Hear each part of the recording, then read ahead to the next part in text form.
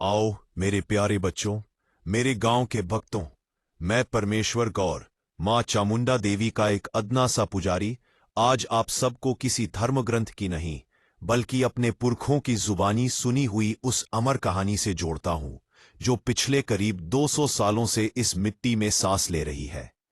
यह कहानी है हमारे गांव हिंडोली की, नाइयों के मोहल्ले की, और इस छल्लर की डूंगरी पर बैठी हमारी परम आराध्या मां चामुंडा देवी की।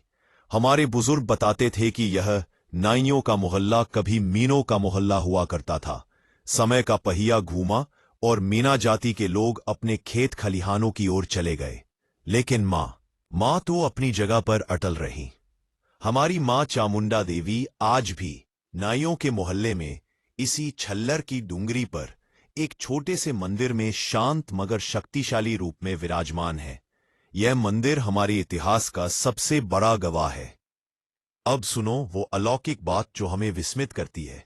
हमारे बुजुर्ग कहते थे कि जब मां चामुंडा का भव्य भाव आता था तब ये डूंगरी ऊर्जा से भर जाती थी। मां एक पैर पर खड़ी होकर भयंकर गर्जना करती थीं, जिससे दुष्टों के हृदय कांप उठते थे। वो अपने भक्तों की श्रद्धा से अर्पित जानवरों की बलि को स्वीकार करती थीं। वो दिव्य नृत्य करती थीं और स्वयं अपना परिचय देती थीं। और सबसे बड़ी बात, वो गांव के सभी लोगों की दुख पीड़ा का निवारण करती थीं।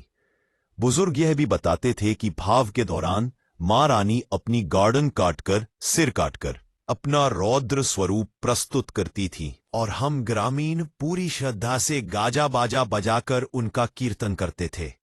वह शक्ति का वो स्वरूप था जिसे केवल महसूस किया जा सकता था। आज वो इतिहास और वो शक्ति मुझ में, परमेश्वर गौर में सेवा के रूप में समाहित है। आज मैं अपनी सामर्थ्य से मां चामुंडा देवी की हर प्रकार की पूजा और सेवा कर रहा हूं।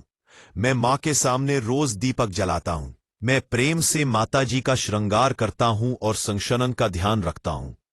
और मेरा सबसे बड़ा प्रयास और नियंत्रण है मां के मंदिर और इस पूरी पहाड़ी का जीर्णोद्धार।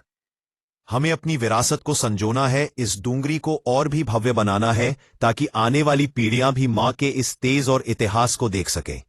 बच्चों, याद रखना, मां चामुंडा की यह कहानी हमें शक्ति, त्याग और अटूट आस्था सिखाती है। जब तक यह गांव है तब तक मां की यह गाथा अमर रहेगी।